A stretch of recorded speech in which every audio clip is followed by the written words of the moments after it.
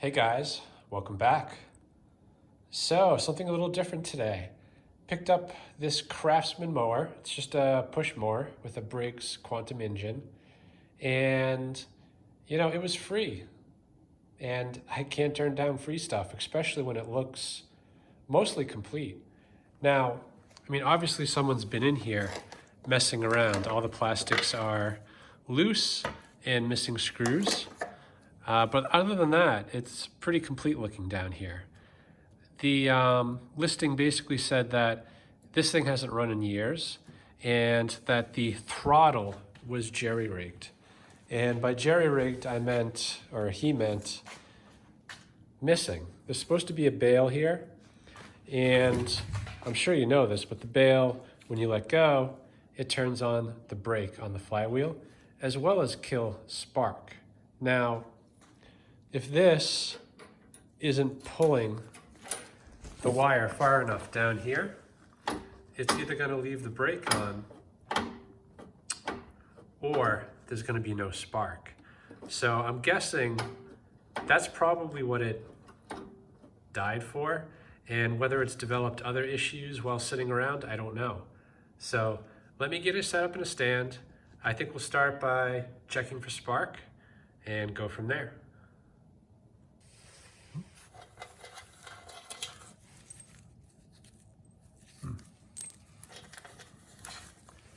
What do you think the odds are those are the screws I need to hold that on?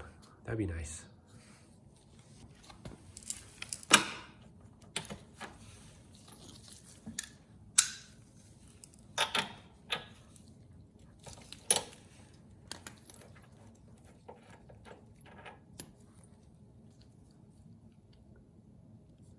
Looks brand new. Yeah, so clearly someone was troubleshooting spark here.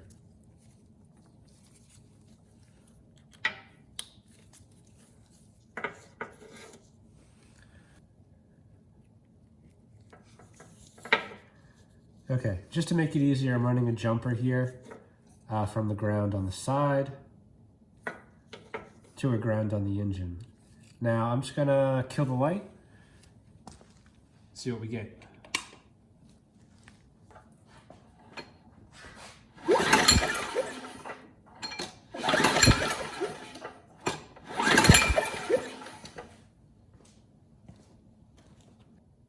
All right, so we've confirmed we've got no spark. And it could be a bad coil, but I'm thinking most likely this is not pulling closed far enough to basically unground that coil. So let me come up with something and I'll turn you back on in a second. So I just want to show you real quick. This is my lawnmower. It is also a Briggs quantum engine, and it has a bail and the same mechanism down here. So watch when I depress the bail, how far it travels. That's pretty significant. Now let me show you the other one. All right, and on this mower, you can see how it compares. That's pretty anemic. That is not gonna bring spark to this mower. So I think there's a couple issues going on here. One is obviously this, but I think more importantly, there was a pretty bad kink right here. And I think the cable might be binding in there. So let me just get it unclipped on both ends and just see how well that cable moves in there.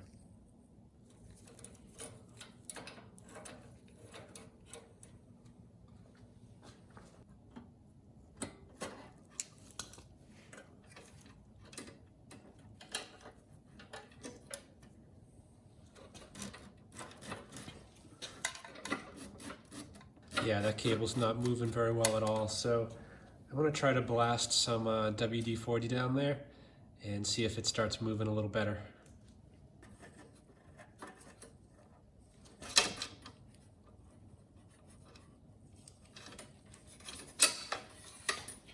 Okay, they do sell proper tools for this, but basically what I want to do is direct a thin oil down inside the cable till it drips out on the other end. And in this case, I'm just using tape and hope that I can build up enough pressure to force it down the length of this tubing.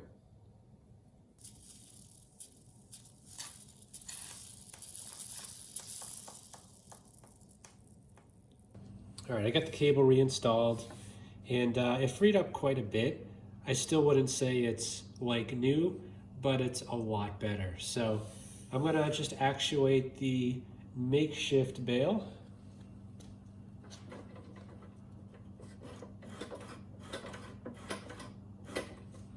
That's much better. So let's test again for spark.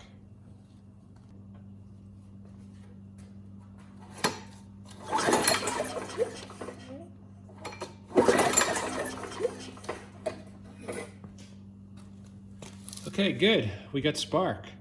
Most likely that's why this machine died. You know, potentially we have other issues. He did say it's been years since it ran, so usually they die because of carburation issues. But before I dig into that, you know, let's put it together and bring it outside and see if it'll start.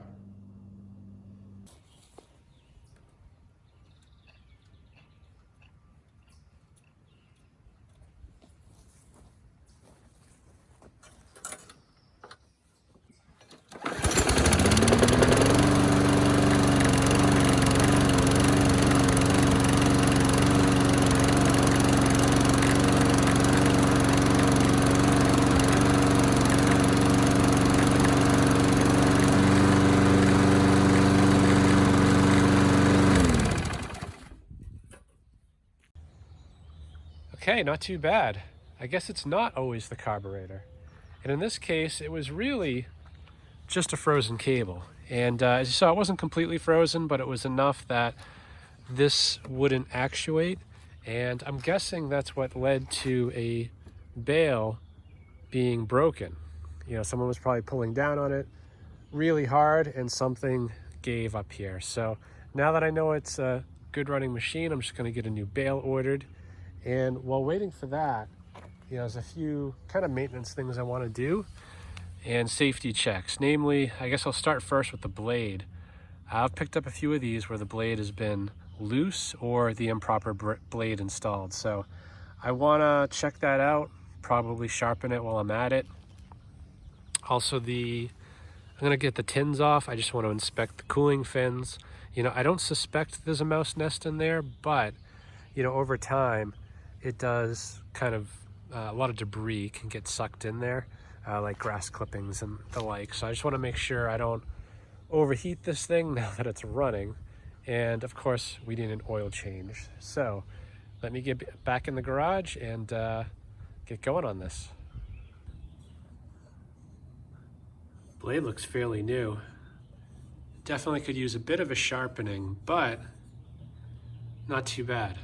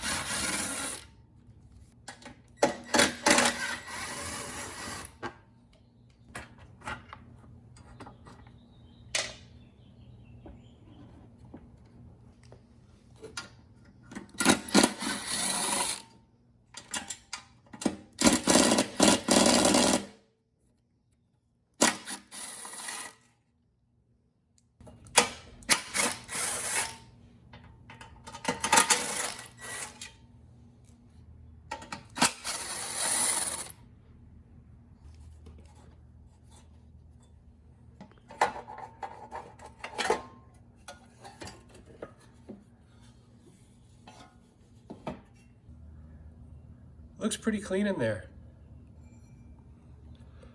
You know, there's not too much concerning, maybe a little bit right there, so I'm just going to scrape that a bit, blow it out, and put it all back together.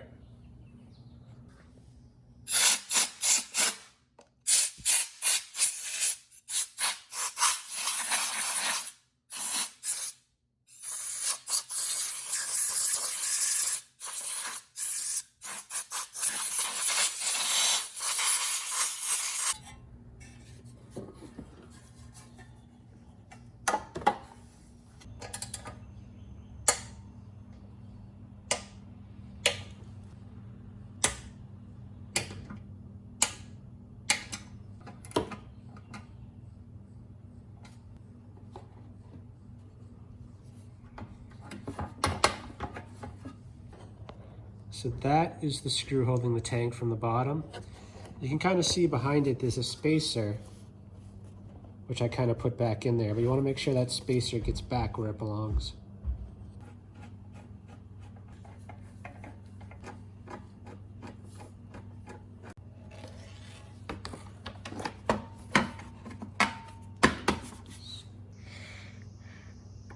Quick, fast way.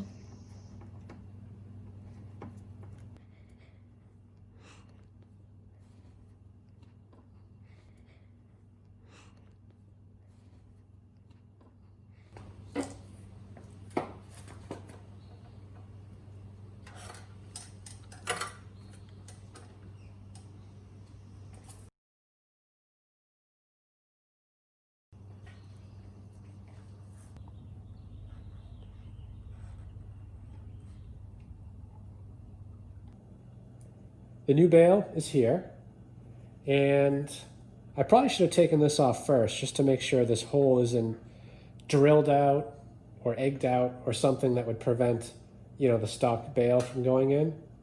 But I didn't do that, so hopefully it's okay.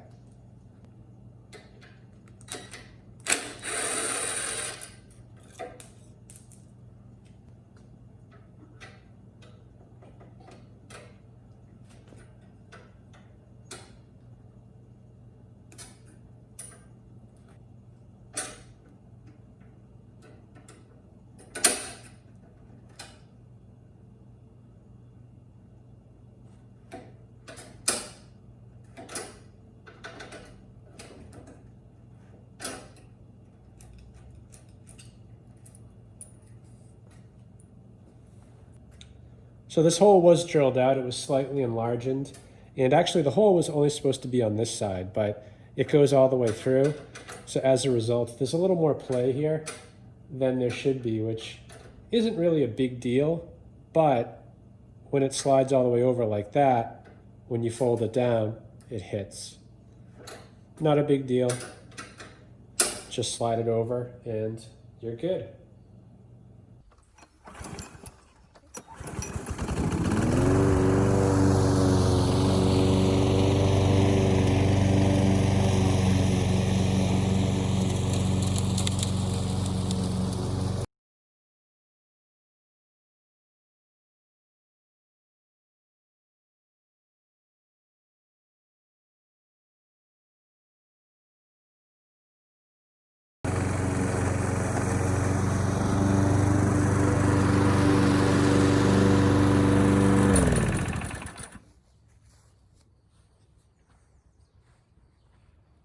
Not bad for a free mower.